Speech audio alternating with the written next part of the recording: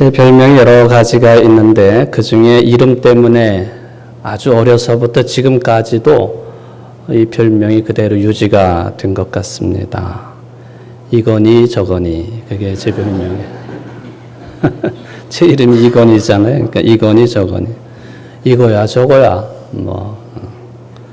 둘 중에 하나를 선택해라, 이것이요 저것이요, 그런 의미가 들어있다고 보여집니다.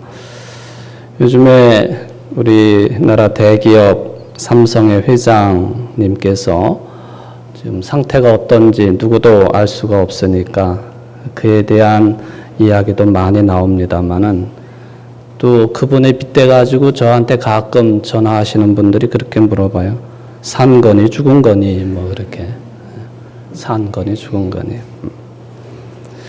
우리 교회에 고등학교 3학년 학생 중에 여러분들이 가끔 주보에 헌금자 명단을 보시면 이건희 해놓고 괄호 학생 그렇게 되어 있는 아이가 있죠.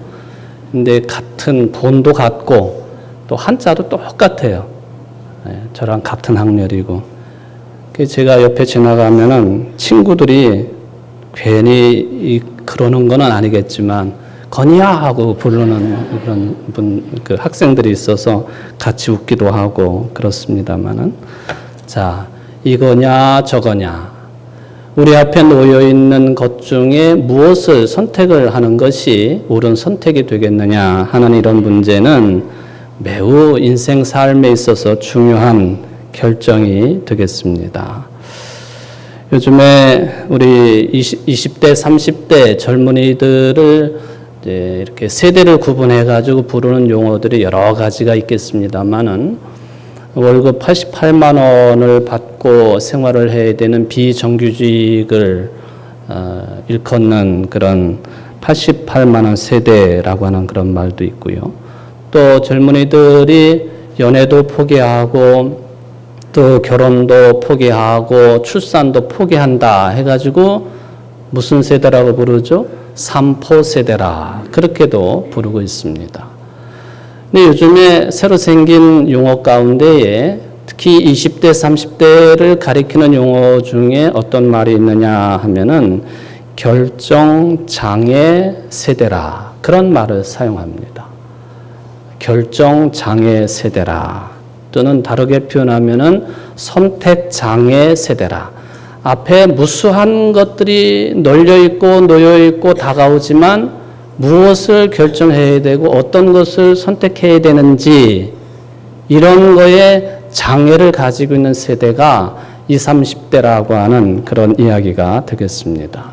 그래서 인터넷의 검색 사이트를 통해서 이 결정장애라고 하는 그런 말을 쳐보면요, 수많은 내용들이 있는데 어떻게 이런 내용까지 스스로 결정하지 못해가지고 이름도 모르고 얼굴도 모르는 사람들한테 자신의 인생이 걸린 문제까지도 결정해달라고 요청을 하는가 싶을 정도로 인생사의 중요한 문제까지도 다른 사람 결정에 의지하려고 하는 결정장애 세대라 하는 말이 틀리지 않는 것 같습니다.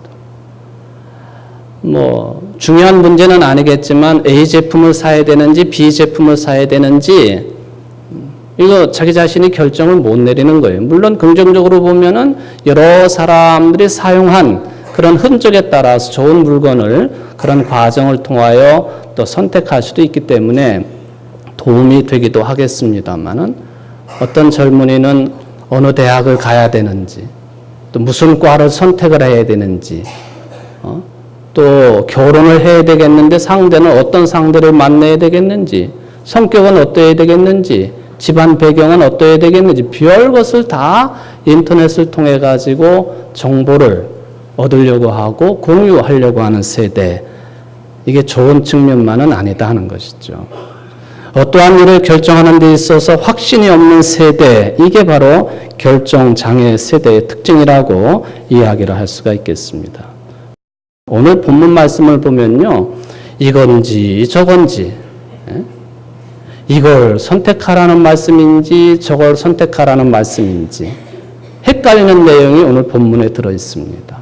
사도 바울의 말씀 고린도 교인들이 자기네들의 실생활, 교회 생활을 하면서 궁금하게 생각했던 것을 바울에게 질문한 것에 대해서 바울이 답변을 하면서 주신 말씀이 오늘 고린도전서 7장의 말씀이 되겠습니다.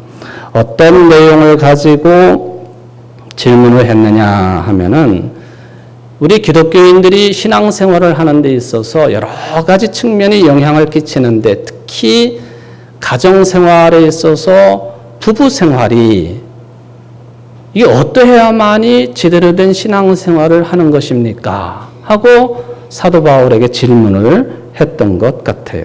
그랬더니 바울이 답변을 하기를 오늘 우리가 본문으로 읽지는 않았습니다만은 7장 1절 말씀에 보면 너희가 쓴 문제에 대하여 말하면 너희가 쓴 문제에 대하여 말하면 너희들이 질문한 문제에 대해서 내가 답변을 해보면 남자가 여자를 가까이 아니함이 좋으나 그렇게 답변합니다.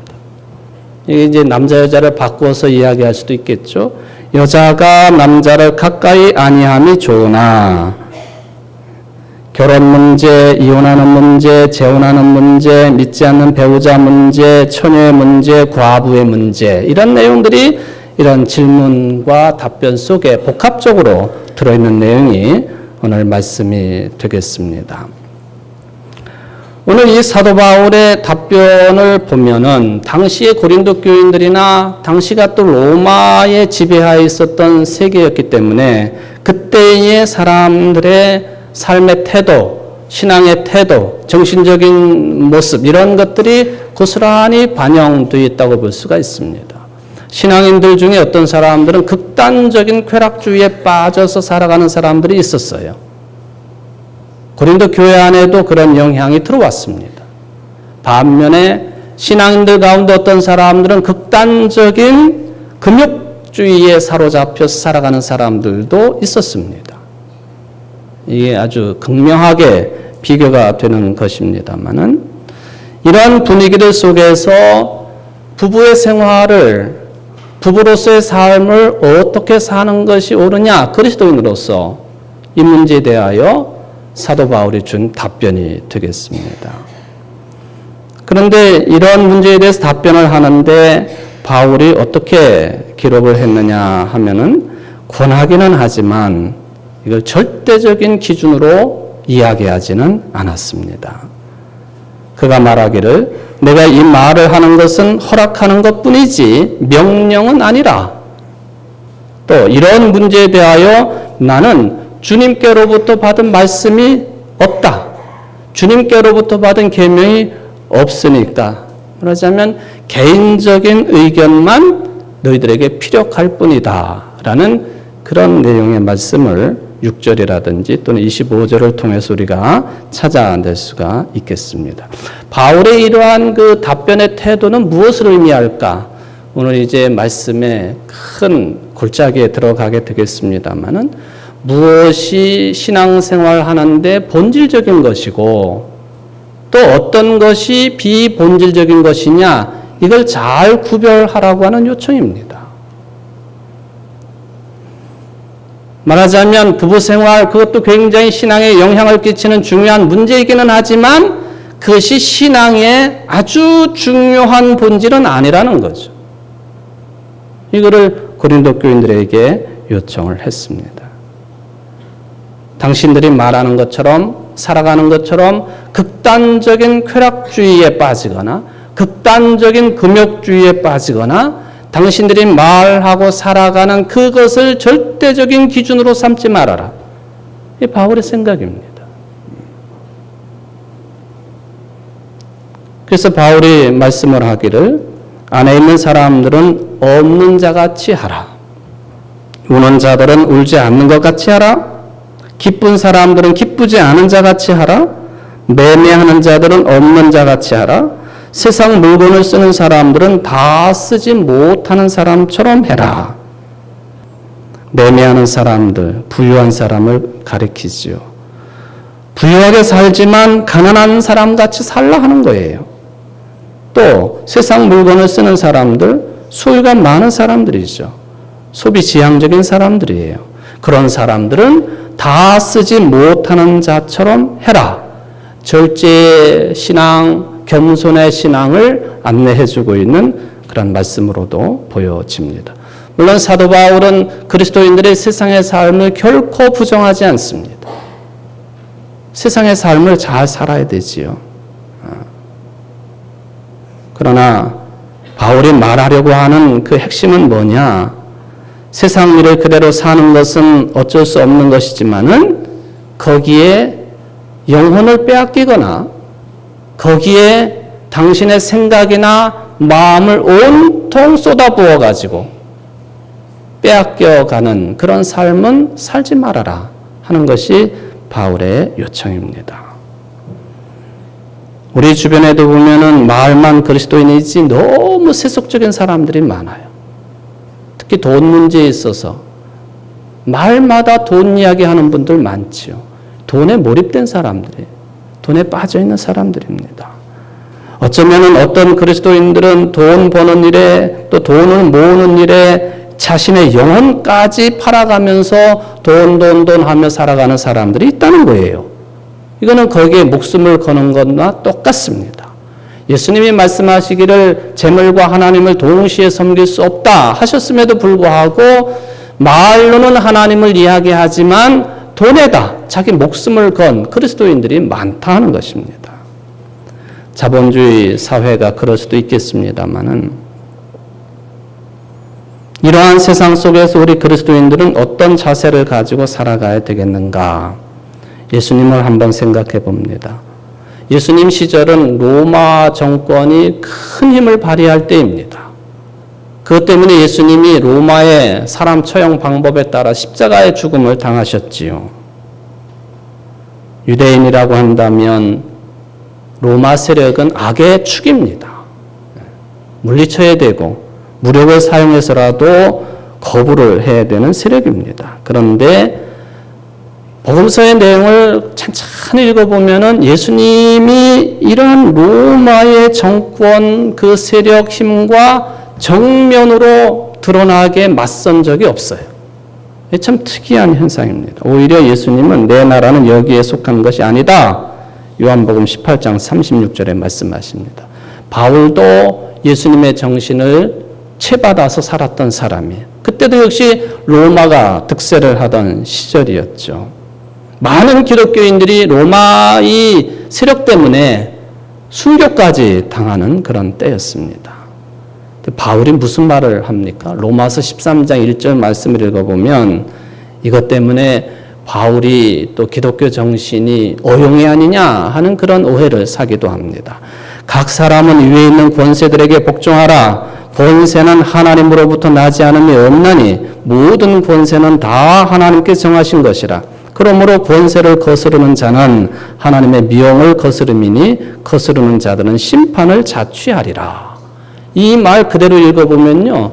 아무리 패악한 로마 정권이라도 하나님이 내리신 정권이니까 순종해라 하는 그런 뜻입니다. 근데 정말 그런 뜻으로 사도 바울이 이런 말씀을 주셨을까요? 예수님이 선포하신 하나님의 나라, 바울이 전한 복음 하나님의 나라, 세상에 속하지 않은 것입니다. 로마 정권 차원에 속한 것이 아니에요. 그 하나님의 나라는 복음으로 선포되는 그 하늘나라는 더 근본적이고 원천적인 것이기 때문에 세상의 나라인 아무리 힘이 있어도 로마 정권하고 비교해서는 안 되는 나라입니다. 질이 다른 것이죠. 어쨌든 바울이 오늘 주신 말씀은 기독교인은 세상에 너무 정신 팔아서는 안 된다는 거예요.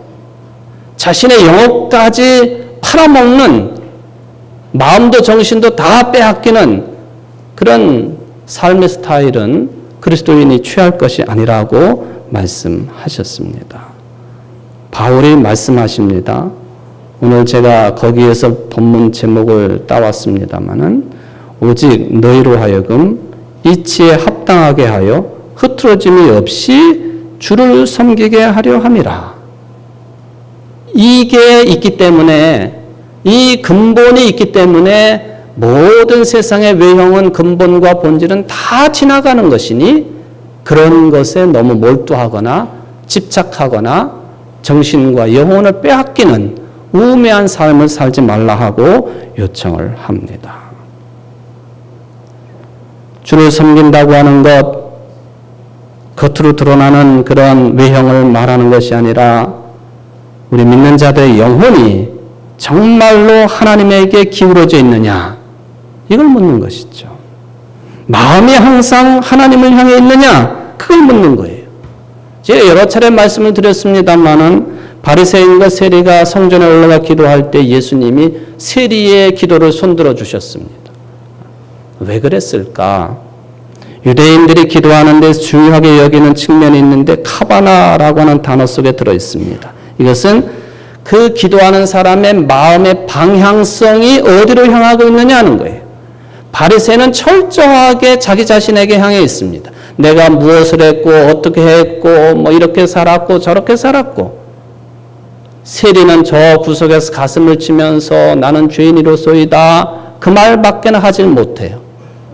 그걸 보고 예수님이 세리의 기도에 손을 들어주셨습니다. 네가 하나님께로부터 의롭다고 인정받는 의인이다 라고 선언을 하십니다. 마음의 방향이 어디에 있느냐. 그러길래 신명기서 6장에 보면은 마음을 다하고 뜻을 다하고 힘을 다하여 주 너의 하나님을 사랑하라, 그렇게 요청하는 것이죠.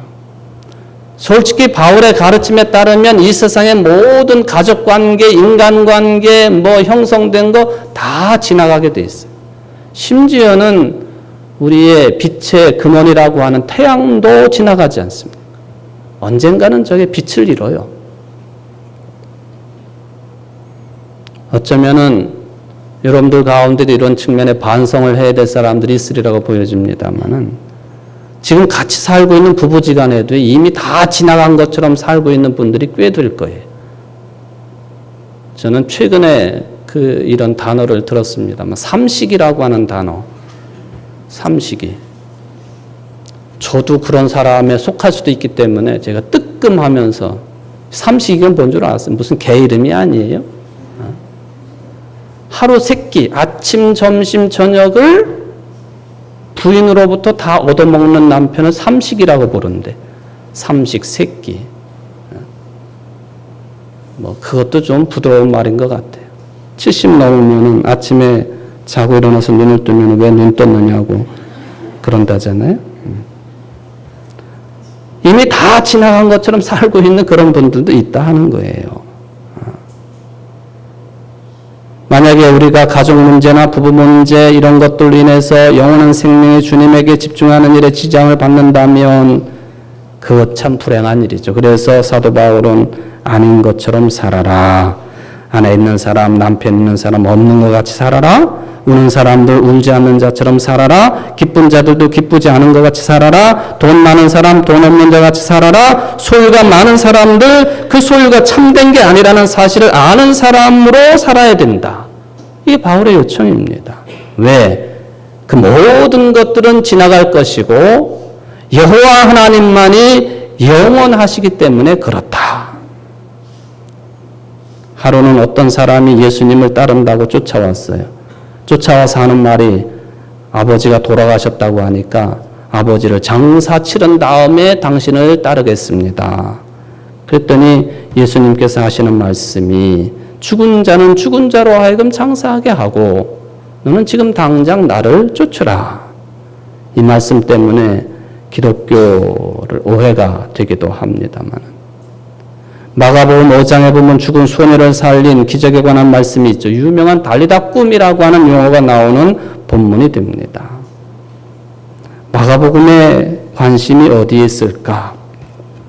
죽음이라고 하는 문제를 생각해 봅니다. 여러분들 그 심포니, 교향곡에 관한, 클래식에 관한 내용입니다만은, 이 교향곡 9번에 걸린 죽음의 징크스에 관한 이야기를 아십니까? 이게 9이라고 하는 숫자가 우리나라에서도 이게 불길한 9수라고 그렇게 이야기를 합니다만은, 가장 처음으로 이런 그 주제에 들어선 인물이 그 유명한 베토벤이죠. 베토벤의 교향곡 9번, 그 웅장하고 대단한 합창이라고 하는 제목이 붙어있는 교향곡이. 근데 베토벤이 이 9번 교향곡을 작곡하고 난 뒤로 죽었어요. 급사를 했다, 뭐 여러 가지 이유에 대해서는 이야기를 합니다만은.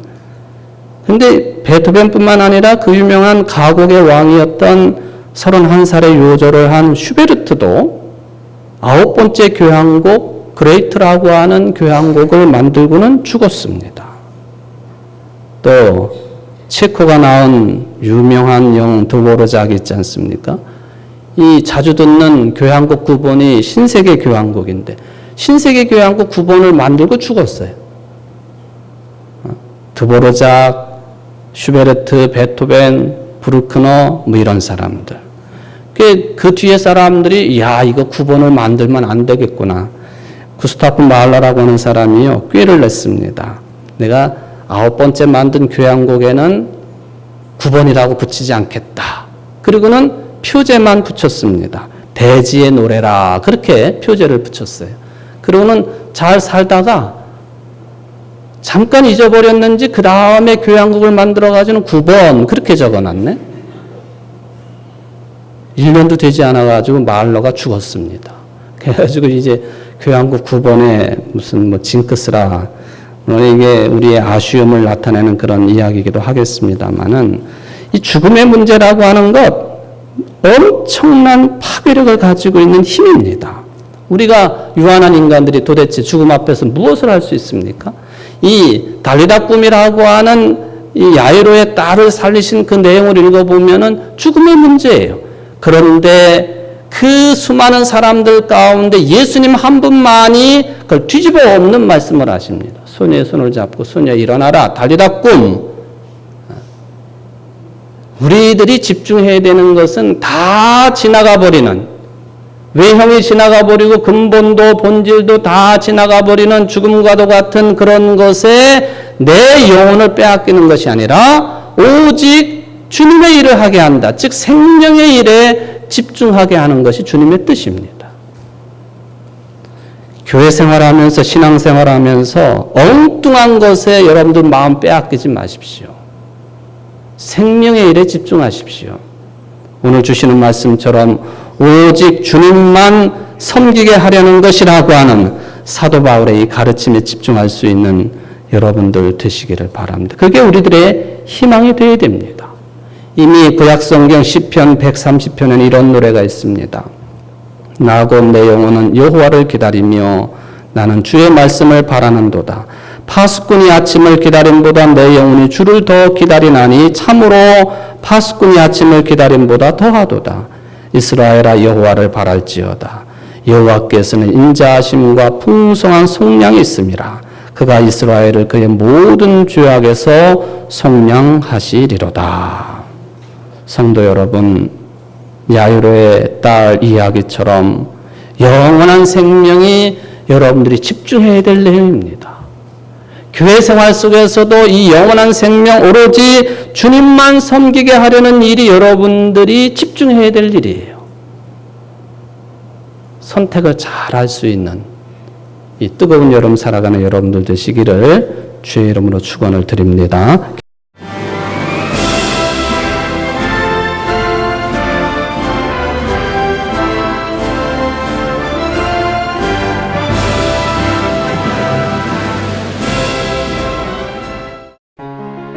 제16회 CBS 전국 청소년 음악 콩쿠르가 9월 19일 청주대에서 열립니다. 청소년 음악 콩쿠르는 초, 중, 고, 대학 일반부로 나누어 피아노와 관악, 현악, 성악, 작곡 부문별로 재능을 겨루게 됩니다. 대상에는 문화체육관광부 장관상과 500만 원의 상금이 주어지며 각 부문별 최우수상에는 100만 원의 상금이 주어집니다. 신청은 8월 24일부터 9월 6일까지며 자세한 사항은 청주 CBS로 문의하시기 바랍니다. 청소년 여러분의 많은 참가를 바랍니다.